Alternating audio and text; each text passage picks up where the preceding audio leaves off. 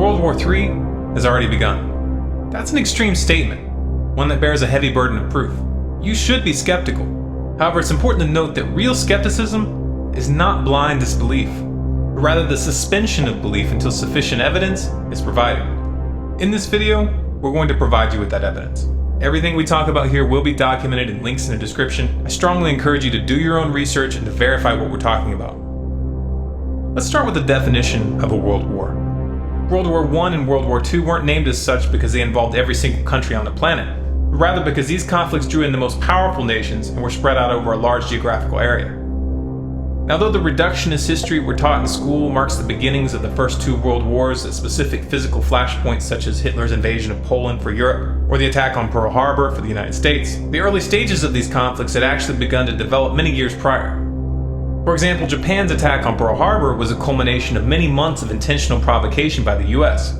This was revealed in the 8 Points Bulletin, which was declassified years later, but it's still never mentioned in textbooks. Likewise, the mutual defense treaties which were immediately activated by this attack were already in place, and the secondary results could have easily been predicted by anyone who had been paying attention. Unfortunately, at that time, the internet wasn't available, and the public was caught completely off guard. World War I planted the seeds for World War II, which transitioned directly into the Cold War. In the post-World War II era, the advent of the CIA and the strategy of using politically motivated NGOs to destabilize countries changed the way war was waged, placing a much greater emphasis on covert operations and proxy wars than outright combat. Such operations blurred the definition of war, particularly in the mind of the public, and it made it much harder to define clear start points and end points. Can you name all the countries the US toppled between 1950 and 1991? Most people can't.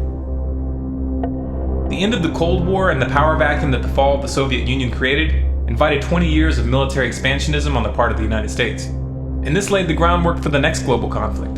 This next global conflict is what we're referring to as World War III. Now, to establish this is in fact a world war, let's first take a look at the geographic scope of the current conflicts underway. Afghanistan is still clearly occupied by US forces, and as the official military prepares to withdraw in 2014, private military forces are being brought in. Also, there are no plans to discontinue the drone program in Afghanistan anytime soon. The Iraq War is supposedly over, and there's been a drastic drawdown of US troops. However, the overt occupation is now being replaced by a covert occupation run by the CIA, which has one of its largest stations in Baghdad. Obama has expanded Bush's drone program into Yemen, Somalia, Algeria, Libya, and Pakistan. In parallel, the Dagger Brigade has deployed US forces to 35 African countries this year, and the Pentagon has put boots on the ground in Mali as of April. And let's not forget that Obama toppled the Libyan government in 2011. The US has been running intensive war games and drills with South Korea since February, and they are ongoing in spite of the lack of media attention in the past month. North Korea is calling these drills, which included simulated nuclear strikes and naval maneuvers, wanton provocations and rehearsals for war. This really isn't an exaggeration since the US just recently signed a mutual defense treaty with South Korea, which makes it significantly easier for the US to get militarily involved in that region. The US has pushed for multiple rounds of sanctions against Iran, supposedly to discourage them from building a nuke, even though the CIA and Mossad both agree that the Iranian leadership hasn't even made the decision to build a bomb, much less even start.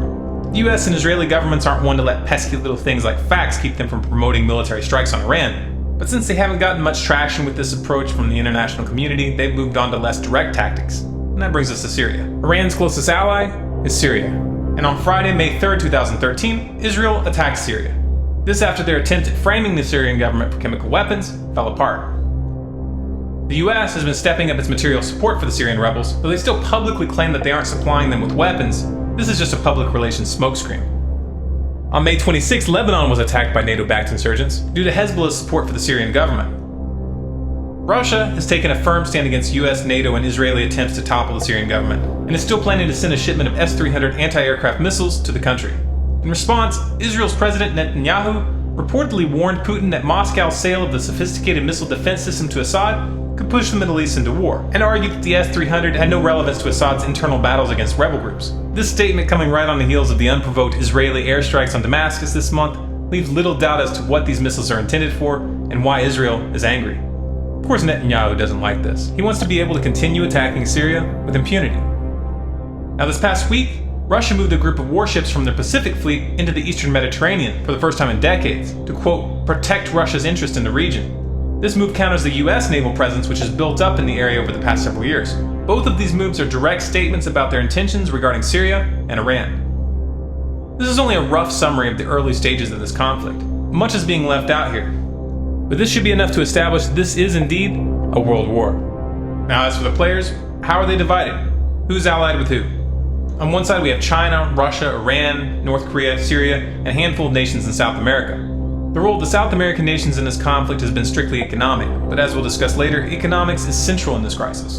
On the other side we have the United States, Israel, and NATO, which includes most of Western Europe, Saudi Arabia, Qatar, and a handful of others. So clearly the most powerful nations in the world are involved. If tomorrow a direct war between the United States and Russia were to break out, this would mark the official beginning of World War III. But obviously this wouldn't really be accurate. A proxy war between the US and Russia is already underway in Syria and in Iran, and a currency war is already underway between the United States and China. The question here is really only one of scale. How far will this go? Will the US and its allies back down before this escalates into an open war involving the big players? Obviously it's impossible to answer that question with 100% certainty. These are human decisions, and even madmen sometimes have moments of lucidity. However, when you understand why these wars are happening, it becomes clear that it is highly unlikely that the US and its allies will back down. So why is this happening? What is the motive for this aggressive posture by the United States and its allies? We've talked about this in detail in a number of videos, including The Road to World War III, which explains the history of the petrodollar and how it pertains to this current conflict. So we won't rehash all those details here, but to summarize, this war is a war for the control of the global financial system. The dollar is nearing the end of its days, and the powers that be know this. They could let the dollar fall and allow the rest of the world to choose their own course. But they don't want to.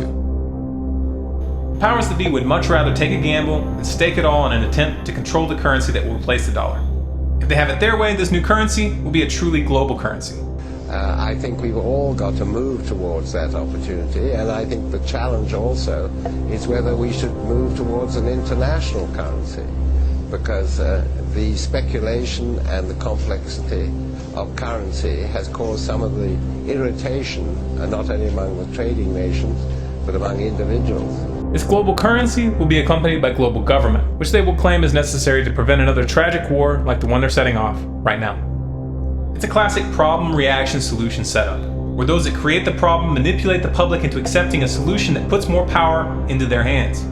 They are going to attempt this one way or another. If they don't, then they will lose everything. The question is, how will we respond? Will you fall for this? Will you send your sons and daughters to fight in these corrupt wars with your eyes closed and your hand on your heart? Or will you at least speak out? This is the real variable. This is what will determine the final outcome. If you appreciate this message, and if you want others to hear it, you can help by liking this video, adding it to your favorites, and sharing it to Facebook, Twitter, your blog, and by sending it to your friends via email. If you'd like more videos like this, subscribe to Storm Clouds Gathering on YouTube. For updates and bonus content, be sure to follow us on Facebook at facebook.com/stormcloudsgathering, on Twitter at Collapse Updates, and our website is stormcloudsgathering.com.